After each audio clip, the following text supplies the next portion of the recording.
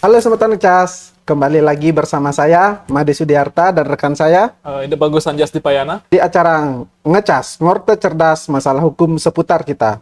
Nah, Gus, pada Ya, kesempatan sebelumnya kita kan sudah ngebahas nih terkait dengan aposti, ya. mulai dari tata cara pengajuannya sampai dengan pencetakannya. Nah, pada kesempatan kali ini kita akan membahas satu topik yang dianggap sedikit rumit, tapi nyatanya itu mudah dilakukan. Ah, Itu adalah legalisasi. ya. Nah, apa itu legalisasi? Kapan kita membutuhkannya? Dan bagaimana prosesnya? Terutama bagi semeton yang ingin bekerja, sekolah atau kuliah di luar negeri, atau bahkan menikah di luar negeri. Semua itu akan kita bahas bersama-sama di episode Ngecas kali ini. Jadi, untuk semeton Ngecas, tetap mendengarkan sampai akhir ya. Nah, Gus, Ya. untuk mengawali ngecas kita pada hari ini, bisa dijelasin nggak, Gus, terkait dengan legalisasi ini apa sih? Terima kasih Sudi. Jadi Semeton Ngecas untuk kali ini tema kita legalisasi, dan legalisasi itu sebenarnya adalah dia pengesahan atau pengesahan cap, tanda tangan atau stempel pada suatu dokumen untuk dilegalkan dan dibawa ke luar negeri gitu Sudi. Untuk digunakan di luar Ya, negeri. jadi misalnya contoh, Semeton Ngecas mau melanjutkan pendidikan ke luar negeri, Hmm, ke Malaysia gitu contohnya. Terus kan ijazah yang dipergunakan. Nah, ya, nanti ijazah tersebut tidak bisa langsung sembarangan dibawa ke Malaysia, pasti Malaysia ditanya lagi. ditanya lagi di sana. Ya, Ini benar legal, nggak? benar apa enggak gitu, legal apa enggak gitu. Nah, jadi untuk proses melegalkannya itu dibutuhkan legalisasi, dan prosesnya ini itu melalui Kementerian Hukum, ke Kementerian Luar Negeri, dan ke kedutaan Kedutaan negara negara masing-masing. tujuannya ya. Nah, untuk negara tujuan legalisasi ini, itu berarti bisa digunakan di seluruh negara berarti, Gus ya? Atau ada sama seperti aposti itu hanya bisa digunakan di negara-negara tertentu saja yang tergabung dengan konferensi aposti kemarin itu? Ya. Jadi kalau untuk legalisasi, ya sama dengan apostil, dia tidak bisa dipergunakan ke semua negara. Jadi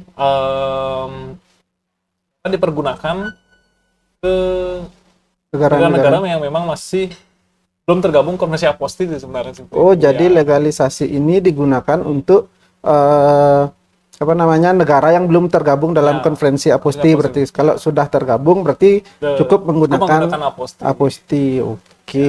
Ya. Nah, untuk selanjutnya nih, Gus, mungkin banyak semeton yang masih bingung nih. Secara mendasar apa sih perbedaan legalisasi ini dengan aposti? Mungkin bisa dijelasin, Gus? Kalau untuk perbedaannya sendiri, yang jelas itu di PNBP, Sudi. Kalau untuk aposti, dia PNBP-nya 150.000. Hmm, Kalau legalisasi, legalisasi? lima puluh Ya. ribu dia lebih murah dia. Oh, lebih murah berarti ya. Lebih murah. Oke. Nah, lalu untuk menunggu verifikasinya, itu dia kalau apostil dia 3 hari, kalau legalisasi dia 1 hari, lebih Oh, lebih singkat. cepat dia Ya, lebih legalisasi singkat berarti ya. ya. Oke. Terus apa namanya, eh, Outputnya? outputnya itu dia kalau legalisasi stiker, Hmm. kalau untuk apostil dia sertifikat ya. Oh, Ya, jadi sertifikat. kalau legalisasi dia stiker, jadi stiker kecil gitu, jadi nanti ditempelkan ke dokumennya. Ada barcode, ya ada barcode serta lambang ini pengayoman itu. Oh, Pengayoman. berarti dari segi PNBP-nya lebih murah, Ini murah. dari segi proses menunggu verifikasinya itu lebih cepat, dan juga apa namanya, outputnya itu berbeda, Gus ya. Sama lagi satu, Sudi, prosesnya lebih panjang ya. Oh, Maksudnya, prosesnya lebih kan panjang. tadi saya bilang ke Kementerian Hukum, Kemenlu, lalu ke kedutaan negaranya. Negaranya. Kalau apostil kan cukup dari Kementerian Hukum aja gitu. Oke, oh berarti kalau legalisasi habis dari Kementerian Hukum, Ya. dilanjut legalisasi di Kementerian Luar Negeri, Iya. baru dilegalisasi di konsulat Konsulat negara negara tujuan tujuan, masing-masing. ya. Oh, lebih panjang ya Gus ya daripada aposti ya. Oke, nah selanjutnya nih Gus, Eh, tadi kan sudah dijelaskan secara umum terkait dengan legalisasi ini. Nah sekarang bisa nggak dijelasin tata cara pengajuan permohonan dan syarat apa saja sih yang diperlukan dalam proses legalisasi dokumen ini? Kalau semeton ngecas ini kalau untuk semeton ingin mengetahui tata cara legalisasi, di situ hampir sama dengan aposti dia. Hampir sama, jadi pembuatan akun di website kami di ahu.go.id, aktivasi akun, lalu login dan data diri di akun itu. Pada saat login,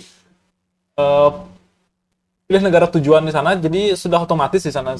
Jadi misalnya pilih negara tujuannya Malaysia, jadi ntar otomatis legalisasi dia. Jadi di sistem itu sudah otomatis. Sudah dia. otomatis. Nah, Oh, sudah jadi bisa langsung kita ngecek di sana Ya, Gus ya.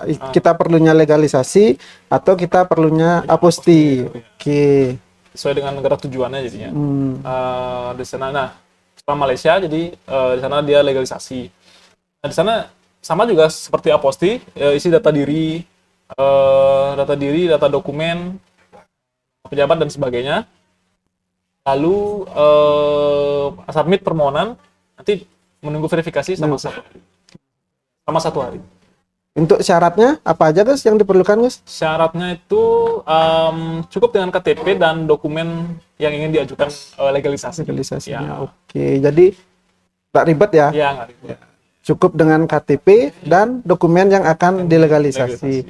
Oke, jadi semeton ngecas kalau ingin melakukan pengajuan legalisasi bisa melalui di ahu.go.id. Ahu online. Ya, untuk prosesnya hampir sama seperti aposti, pembuatan akun terlebih dahulu, kemudian dilakukan pengisian data-data yang ada di aplikasi Gus ya. Setelah itu menunggu proses verifikasi, kemudian melakukan pembayaran Gus ya. Pembayaran PNBP-nya 50.000, baru melakukan pencetakan di kantor wilayah. Kantor wilayah. Oh, langsung bisa di kantor wilayah masing-masing Gus ya. Masing-masing. Oke. Nah, setelah tadi kita bahas legalisasi dokumen dan perbedaannya dengan aposti itu sampai dengan proses-proses yang dilalui, sekarang kita mau masuk ke sesi tanya jawab Gus.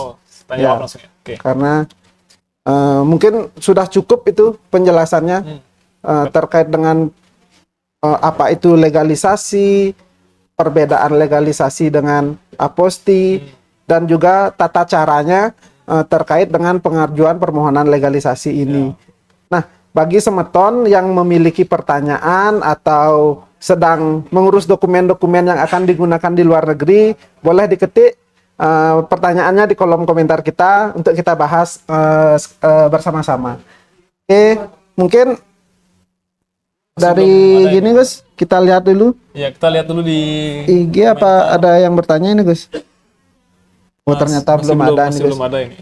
Nah, kita tunggu mungkin semeton yang ingin bertanya terkait dengan legalisasi, boleh langsung ditanyakan bersama kita, akan kita bahas bersama-sama di sini.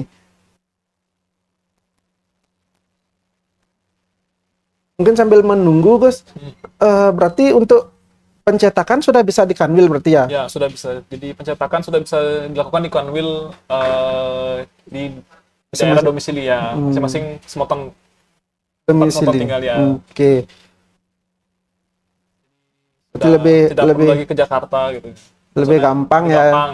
Nggak perlu jauh-jauh ke Jakarta, nanti lagi ke Kemenlu lagi ke Kedubes. Jadi di Bali dulu misalnya, di Bali cetak di Bali, baru dibawa ke Kementerian Luar Negeri, selanjutnya baru ke Kedubes. Oke. Ini ada yang nanya kayak nih Gus. Oh, sudah ada. Langsung ada yang nanya tips prosesnya agar cepat dan tidak ribet. Mungkin bisa dikasih Gus tips dan gini ya Gus, biar nggak ribet gitu loh Gus. Untuk pengajuannya Gus, apa aja itu Gus? Tipsnya ya. Ya. Kalau ya ini dari Eca ya, Eca Kristina Dewi. Ya, jadi kalau untuk tipsnya itu sebenarnya ini apa namanya?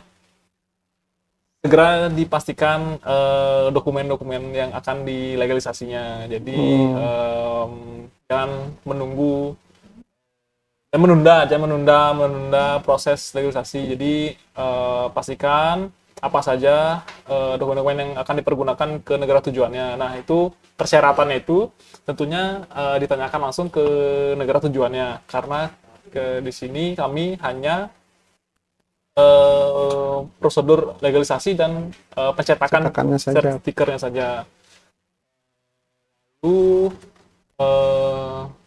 Lalu setelah tahu ininya langsung mencari informasi tentang, misalnya tidak tahu legalisasi seperti apa, tata cara pendaftarannya, langsung mencari informasi di mana legalisasi ini diproses.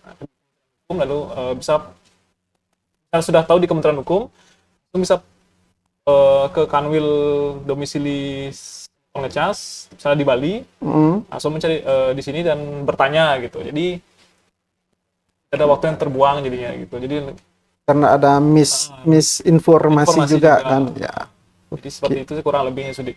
Oke, untuk Mbak Eka mungkin seperti itu. Jadi sebelum melakukan proses legalisasi itu harus mencari informasi dulu Gus ya, berarti ya ke negara tujuannya, berkas apa saja yang diperlukan untuk dilakukan legalisasi. Setelah itu mencari informasi terkait dengan legalisasi ini. Supaya nanti kan bingung nih pengajuannya bagaimana, proses ininya bagaimana, atau kalau masih bingung mungkin Mbak Eka untuk terkait dengan legalisasi ini bisa datang langsung ke kantor wilayah Kementerian Hukum seluruh Indonesia, sudah bisa. Khusus untuk di Bali bisa datang ke kantor wilayah Kementerian Hukum Bali yang beralamat di Renon Denpasar. Nah, selanjutnya ini ada Dedi Aditya. Apa saja dokumen yang tidak bisa dilegalisasi? Apa saja dokumen yang tidak bisa dilegalisasi? Mungkin bisa bantu dijawab, guys. Ya, kalau mungkin sempat ngecas, sempat tonton live IG kita waktu apostil, itu sama saja sebenarnya, Sudi. Semua dokumen bisa, asalkan ada cap atau stempel dari pejabat yang mengesahkan, ya. Jadi dokumen publik dia nanti. Berarti untuk legalisasi ini semua dokumen bisa dilegalisasi asalkan ada pengesahnya. Oke, mungkin seperti itu jawabannya Bapak Dedi Aditya. Ini lagi satu guys. Ada ini? Untuk Bapak Putu Andi Prayoga. Di Kanwil, apakah bisa didampingi saat melakukan pendaftaran untuk legalisasi dokumen? Ya, untuk Bapak Putu Andi Prayoga, ya bisa. Nanti pasti kami pandu di sini. Pasti kami pandu untuk tata cara pengajuan dan pengisiannya. Bisa, pasti bisa. Berarti Kanwil petugas Kanwil Bali siap untuk membantu berarti guys ya. Oke, mungkin seperti itu Bapak Andi. Kalau masih bingung untuk pengisiannya atau untuk informasi lebih lanjutnya bisa langsung datang ke kantor wilayah Kementerian Hukum Bali. Seperti itu. Mungkin ada pertanyaan lagi nih guys? Belum. Masih belum ya? Bapak Putu Andi.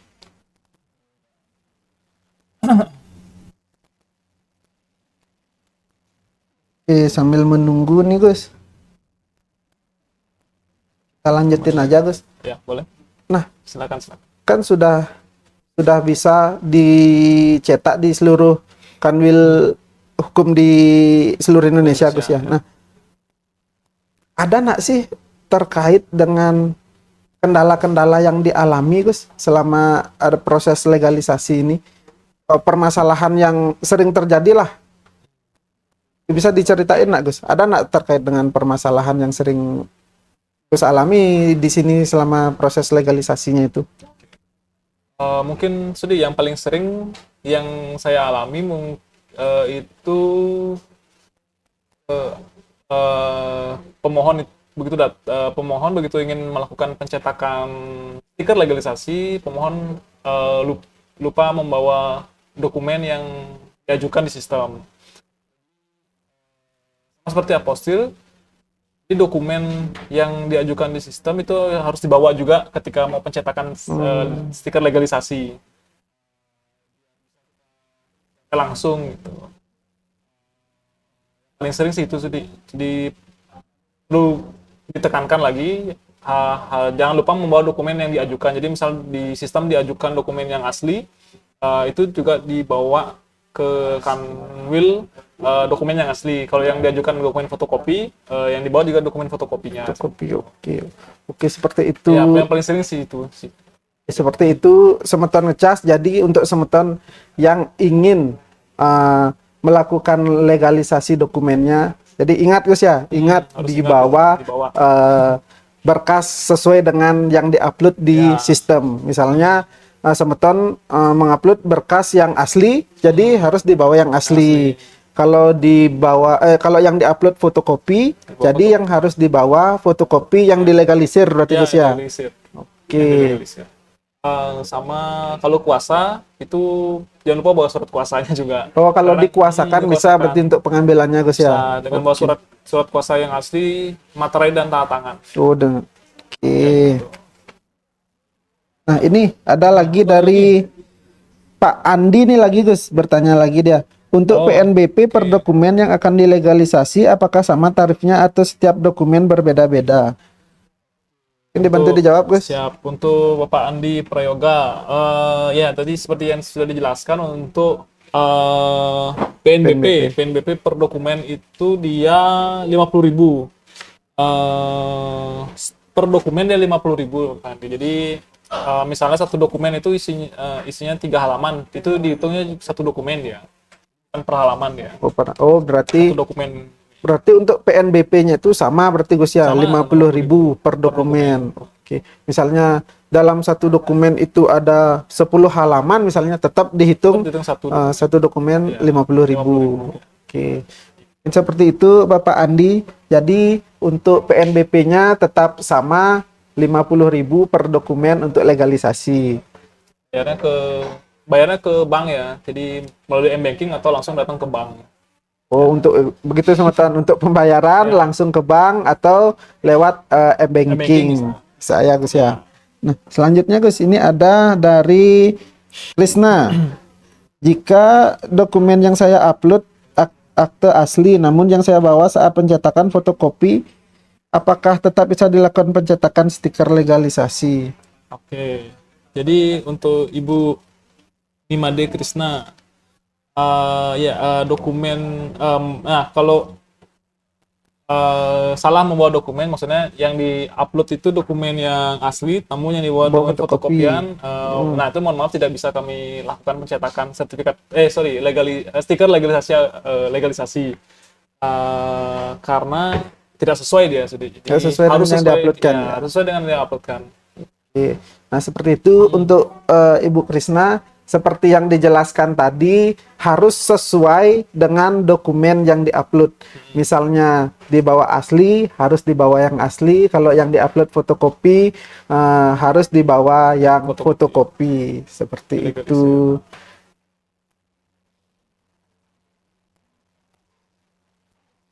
Mungkin kita masih menunggu nih Gus untuk pertanyaan-pertanyaan semeton ini. Kita tunggu dulu. Oh nih, udah ada nih. Jadi dari Siba. Maaf, saya ketinggalan. Untuk legalisasi hanya berlaku untuk dokumen publik. Mungkin bisa bantu Gus, dijawab Gus. Apakah legalisasi dokumen itu hanya untuk dokumen publik atau bisa gini Gus, dokumen-dokumen lainnya? Oh, ya bisa. Untuk Siba. Jadi bisa misalnya dokumen ambil contoh dari perusahaan gitu, kontrak kerja gitu misalnya. Itu kan bukan dokumen bukan dokumen publik. Publik, Nah, nanti kita buat jadi dokumen publik itu kita bisa legalisir di pejabat, di notaris. Oh, dia harus di Ya. notaris. Oh, jadi seperti kontrak kerja itu harus di legalisir di notaris. Oke. Agar menjadi dokumen publik baru bisa nanti di legalisasi atau Legalisasi. aposti. Oke.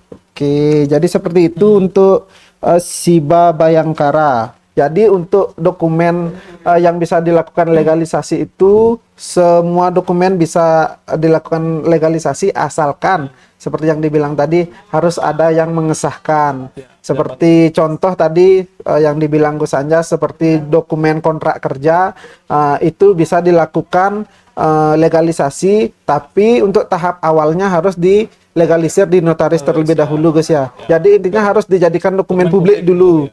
Oke, seperti itu. Nah, lanjut Gus. Ini ada lagi dua. Yang pertama Untuk Sahara Nisa. Cara Anissa. Ya, jika masa aktif voucher pembayaran telah lewat, apakah bisa menerbitkan voucher baru atau harus daftar ulang? Nah, ini Gus, bagus nih pertanyaannya Gus. Ya. Ya, mungkin bisa dibantu dijelaskan nih Gus. Ya, ini untuk Mbak Zahara Anissa. Nah, pertanyaannya bagus ya. Jadi kalau untuk voucher billingnya memang ada masa expirednya, legalisasi maupun aposti itu sama-sama 7 hari dia. 7 hari ya. Nah, ketika sudah melewati masa expired tersebut, yang dilakukan adalah daftar ulang lagi Sudi. Jadi tidak bisa menerbitkan voucher baru lagi. Jadi ya. mengingatkan kembali semeton ngecas, jadi harus selalu diperhatikan begitu sudah disetujui di sistem itu segera dibayar gitu. Oke. Karena ada tadi expirednya. Oh, berarti batas waktunya. berarti legalisasi dan aposti itu sama-sama ada masa berlaku untuk vouchernya, berarti Ya, Gus ya. Itu selama 7 hari. Dari jangka waktunya dari Pertama kali disetujui dia. Oh, disetujui, misalnya disetujui tanggal 1, berarti 7 hari berarti maksimal tanggal 8 itu sudah harus dibayar, berarti Gus ya. Kalau nggak bisa, kalau sudah kelewat, harus pengajuan ulang lagi. Wah, repot lagi kita ngajuin. Kasihan Harus waktunya kebuang-buang jadi. Oh iya. Apalagi harus ke Kementerian Luar Negeri kan, Gus, masih prosesnya itu masih panjang. Nah, itu salah satu tips juga kan, yang tadi siapa yang nanya tadi tuh Bu Mbak Eka ya. Nah, yang terkait tips supaya nggak ribet, seperti itu harus. Satu tips itu juga. Iya, harus dipastikan juga itu kalau sudah disetujui keluar vouchernya dibayar maksimal 7 hari setelah penerbitan voucher tersebut. Nah, oke, kita lanjut Gus ke Raditya. 124. Dokumen luar negeri apakah bisa dilegalisasi di Indonesia? Oke. Ya, pertanyaannya bagus juga ini dari Raditya ya. Ya. Kalau lo dokumen luar negeri legalisasinya itu dilakukan di negara di mana dokumen itu dikeluarkan Sudi. Misalnya Malaysia gitu, kita kuliah di Malaysia terus dapat ijazah di sana. Nanti ijazah itu kita mau pergunakan di legalisasinya itu dari Malaysia dia gitu. Sebaliknya juga gitu, dari Indonesia ya jasa dari Indonesia mau dipergunakan ke Malaysia, jadi dari Indonesia yang melegalisasikan jasa tersebut baru dipergunakan di Malaysia gitu. Oh, berarti kalau misalnya kita punya berkas yang mengeluarkan pemerintah Malaysia gitu Gus ya, mau digunakan di Indonesia gitu, berarti prosesnya legalisasi atau aposti ya Gus? Indonesia ini kan sudah tergabung ya, jadi prosesnya nanti aposti. Nah, prosesnya legalisasi dia. Legalisasi dia. Oh, karena Malaysia yang nggak tergabung. Oh, berarti harus keduanya tergabung. Konvensi aposti, jadi dia ntar legalnya aposti dia untuk melegalkan satu dokumennya. Oh, seperti itu. Jadi apa namanya? Jadi kalau dokumennya dari luar negeri ya di legalisasi di negara sesuai tersebut, ya, negara gini yang mengeluarkan berarti Gus ya. Nanti dibawa ke Indonesia dan dipergunakan secara legal di sini. Mungkin seperti itu untuk Raditya. Raditya. Ya, Gus, selanjutnya Gus nih ada lagi satu nih. Sahara Anissa lagi nih. Saya melakukan pendaftaran, tapi tidak bisa hadir saat mencetak. Apakah orang lain boleh mewakili saya melakukan pencetakan legalisasi? Iya. Mana Ya, Gus? Bisa untuk itu Gus? saran ya bisa diwakilkan oleh orang lain Sudi. Dengan membawa surat kuasa tentunya. Surat kuasa bermaterai. Tangan bermaterai ya. Berarti Cukup itu aja. kalau Dan tetap dokumennya juga oh dibawa. dokumennya ya, dan pasti itu tetap Gus. juga dokumennya dibawa sesuai dengan apa yang diajukan di sistem. Oke. Oke, berarti seperti itu untuk Sarah Anissa. Jadi untuk pencetakan untuk pengambilan stiker legalisasinya itu bisa dilakukan oleh siapa saja asalkan memiliki surat kuasa gitu Ya. Gus ya. Ya. Memiliki surat kuasa, dan jangan lupa kalau misalkan dikuasakan, ingat juga dikasih untuk berkasnya, jangan hanya surat kuasanya Ya, saja. gitu. Kalau surat kuasanya saja nanti disuruh pulang lagi Gus ya Ya. untuk ngambil berkasnya Gus ya. Berkasnya lagi, ya. Oke, nah mungkin seperti itu. Ingat surat kuasa dan juga berkas yang diupload di sistem. Itu Gus ya. Ya. Oke. Nah, wah ini lagi nih Lagi, Mbak Andi Andi. nih. Mungkin bingung nih Bapak Andi nih. Ya mungkin lagi melakukan proses legalisasi dan masih bingung mungkin. Oke, apakah dokumen yang sudah dilegalisasi bisa dipergunakan di seluruh negara? Maaf, masih awam. Oke. Mungkin bisa Gus dikasih pencerahan nih untuk Bapak Andi ini Gus. Terkait dengan legalisasi ini Gus. Ya, ya untuk Bapak Putu Andi Prayoga, dokumen jadi untuk proses legalisasi tidak bisa dipergunakan ke semua negara Sudi. Jadi kalau negara sudah tergabung konvensi aposti, nanti untuk legal dokumennya itu dia aposti dia Aposti, masuk oke. aposti. Jadi kalau untuk negara yang belum tergabung konvensi aposti dia Sudi. Baru Jadi menggunakan baru legalisasi. menggunakan legalisasi dia. Contohnya tadi seperti yang sudah kita bilang Malaysia salah satu contohnya itu. Oke. Jadi otomatis di sistem sudah keluar dari legalisasi gitu. Oke. Dan terdata di sistem dia Bapak Bu Andi Prayoga. Jadi tenang aja. Jadi begitu sudah ketik negaranya, dah di sana otomatis dia. Legalisasi atau aposti ya. Nyaman. Oke, mungkin seperti itu Bapak Andi. Jadi untuk legalisasi itu tidak digunakan di semua negara. Hanya untuk negara yang belum tergabung dalam konferensi aposti Gus ya. Kalau misalnya suatu negara itu sudah tergabung dalam konferensi aposti, jadi yang digunakan untuk legalisasinya berarti aposti gitu Gus ya. Oke. Nah, mungkin seperti itu Bapak Andi. Mungkin bisa dipahami mungkin. Nah, selanjutnya Gus. Ini ada sarannya. Mungkin lakukan Apakah yang diberi kuasa boleh orang asing? Boleh nggak Gus untuk dikuasakan orang asing untuk ngambilnya Gus? Boleh. Nah, untuk apakah yang diberi kuasa boleh orang asing? Boleh Sudi, boleh. Jadi sama itu dia kerabat atau keluarga, asalkan ada surat kuasa tersebut. Secara hukum kan sah sih itu. Berarti bisa Gus ya, walaupun orang asing, asal ada hubungan keluarga gitu Gus, atau boleh siapa misalnya kita nih ngasih ini, yang penting ada surat kuasanya nih. Apa harus ada surat kuasa atau harus surat kuasa yang kita beri kuasa itu harus ada hubungan kekeluargaan dengan kita? Enggak. Kerabat nggak masalah, kerabat atau teman juga nggak masalah. Yang penting itu orang yang bisa kita percaya dia. Oke, Tapi berarti tetap juga ada materai dan ini. oke, berarti nggak harus, yang penting ada kuasa dan yang dikuasakan itu memang sudah dipercayai berarti Gus ya. Ya. Percaya. Jadi kesimpulannya untuk legalisasi dokumen itu penting banget kalau semeton mau dokumen yang semeton miliki itu diakui secara sah di luar negeri. Nggak bisa asal scan lalu dikirim. Harus ada suatu proses pengesahan yang benar. Nah, untuk itu terima kasih untuk semua semeton ngecas sudah mengikuti kita sampai sejauh ini. Kalau semeton ngecas merasa podcast ini bermanfaat, jangan lupa share ke teman dan keluarga supaya proses legalisasi ini, informasi proses legalisasi ini sampai ke teman-teman dan kerabat keluarga yang membutuhkan. Terima kasih untuk Semeton Ngecas semua sudah mengikuti kita. Sampai jumpa di episode Ngecas selanjutnya. Sampai jumpa.